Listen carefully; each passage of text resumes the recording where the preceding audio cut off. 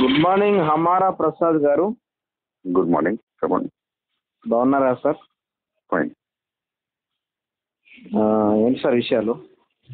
చెప్పండి, మీరెవరు? నేను ఆదర్ల రవిని మాట్లాడుతున్నా సార్. అట్లా రవి, ఎక్కడి నుంచి?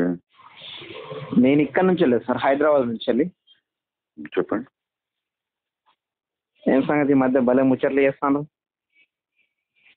విషయం మీద చెప్పండి. మొన్న మొన్న- మొన్న ఇది మన ఈయన పేరేంది, పాస్టర్ విజయ్ కుమార్ దన్నీరాడగా. ఉమ్. ఎందుకు సార్, ఏమైంది? ఆయనకు అడుగు, ఆయన చెప్తారు. ఆ? ఆయనకు అడుగు, చెప్తారు ఆయన. ఆయన నెంబర్ లేదు సార్, మీ నెంబర్ ఉంది కాబట్టి ఫోన్ చేస్తాను. తెలుసుకోండి. మీరంటే నాకు అభిమానం కాబట్టి మీకు ఫోన్ చేసిన. ఉమ్. అది ఆయన కాదు కదా నా అభిమానం.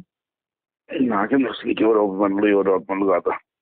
ఆ? చాలా మంది ఫోన్ సార్ మీకు ఎవరు అభిమానులు ఎవరు అభిమానులు కాదు మాకేం తెలుస్తుంది. నాకు చాలా మంది phone కాదు సార్, ఎందుకు కొట్టిరు సార్ ఆయన్ని? ఉమ్. ఎందుకు కొట్టిరు? మన వాళ్ళని ఏమన్నా అన్నాడు ఏంది? మీరు అడగండి, ఆయనకు తెలుస్తుంది. ఉమ్? మీరు అడగండి ఆయనకు. కాదు సార్, మన బ్యాక్గ్రౌండ్ ఏంది సార్ అసలు? ఉమ్. మన బ్యాక్గ్రౌండ్ ఏందన్నట్టు? నాది ఏం చెప్తే ఎట్లా, మీరు తెలుసుకోవాలి కదా. అది తెలుసుకునే ఫోన్ చేసిండే కానీ. మీరు తెలుసుకున్న తర్వాత మనం నాకేం గడుగుతాం? నేను తెలుసా సార్, నా పేరు విన్నారా ఎక్కడ?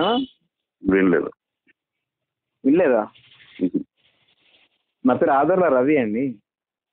తెలియదు నాకు మీ గురించి, చెప్పండి మీ గురించి. ఎందుకు సార్ వాళ్ళని క్రిస్టియన్ వాళ్ళని ఇబ్బంది పెడతారు? మీ గురించి ఆ తర్వాత మాట్లాడదాం కానీ మీ బ్యాక్గ్రౌండ్ చెప్పండి. ఏం బ్యాక్గ్రౌండ్ ఏముంది సార్, నేను పని పాట ఏం లేదు నాకు, ఖాళీగా తిరుగుతూ ఉంటా. ఇది బ్యాక్గ్రౌండా? ఆ? ఇది బ్యాక్గ్రౌండా? ఇంతకంటే కొత్త బ్యాక్గ్రౌండ్ ఏం కావాలి సార్ ఇంకా? పని పాట లేనివాడికి ఇంకా బ్యాక్గ్రౌండ్ అవసరం లేదు ఇక. పని పట్ల ఏమడుతాను మనం ఏం మాట్లాడతాం కానీ. మీకుందా సార్ పని? నాకు ఉందా లేదా అందరికి సమాజం మొత్తం తెలుసు. నువ్వు ఆల్రెడీ తెలుసుకున్నావు కదా నా బ్యాక్గ్రౌండ్. తెలుసుకున్న తర్వాత నీకేం ఏర్పడదు. నేను ఎవరి బ్యాక్గ్రౌండ్ తెలుసుకోను సార్, అందరు నా గురించే తెలుసుకోవాలా. అసలు నీకు ఇప్పుడే నా గురించి తెలుసుకున్నా అన్నావు, మళ్ళా ఇప్పుడు నేను తెలుసుకున్నా అంటావు. నీ గురించి తెలుసుకున్నా అని చెప్పలేదు సార్. మొన్న ఏదో ఆల్రెడీ కాల్ రికార్డ్ అవుతుంది. కాల్ రికార్డ్ లో స్పష్టంగా నువ్వు చెప్పినావు. నేను పంపిస్తా మళ్ళీ అసలు విను. కాల్ రికార్డింగ్ ఏంది సార్? కాల్ రికార్డింగ్ దేనికి చేస్తున్నావు? అది ఆటోమేటిక్ అవుతుంది. భయపడుతున్నా. అరే ఇంకోసారి చెప్తున్నాడు, భయం అనే మాట అరే మా జీవితంలో ఉండదు. అరే మళ్ళీ ఒకసారి చెప్తున్నాడు, భయం అనే మాట మా జీవితంలో ఉండదు. అది గుర్తిస్తూ ఇంకోసారి భయం గేమ్ మాట్లాడడం అనుకో.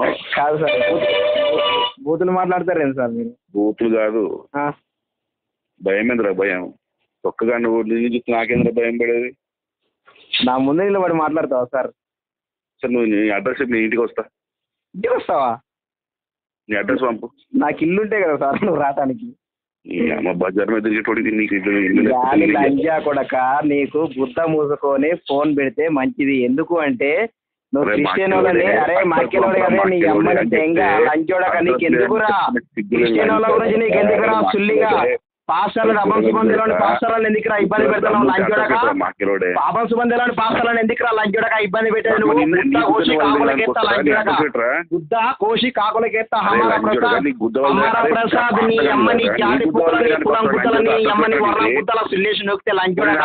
క్రిస్టియన్ వాళ్ళను గుట్లా ఏమన్నా ఇబ్బంది పెట్టామంటే లంచోడక, నీ పిచ్చల కోసి నీ గుద్దల పెడతా లంచోడక, నీ పీతి గుద్దల నీ ముందున్న పిచ్చలు తీసి నీ పీతి గుద్దల పెడతా లంచోడక. హమారా ప్రసాద్, నువ్వు ఎన్ని స్టేట్లకి నువ్వు హిందూ నువ్వు ఎన్ని స్టేట్లకి నువ్వు హిందూ అధ్యక్షుడైనా కావచ్చు, నీ గుద్ద కోసి నీ చేతిలో పెడతాను ఏందిరా? నువ్వు అభం సుబంధిలో పాస్టర్లను ఏందిరా చికా దెంగిస్తాను సుల్లిగా పోయి ఏందిరా అని వేసేది అక్కడ సుల్లిగా? నీ జాతి పుట్టగా నీ వర్ణం పుట్ట సుల్లేసి నువ్వుతా లంచోడక, నీ అమ్మ నీతోటే దెంగితా లంచోడక, నీ అమ్మ నీ జాతి పుట్ట సుల్లేసి నువ్వుతే లంచోడక.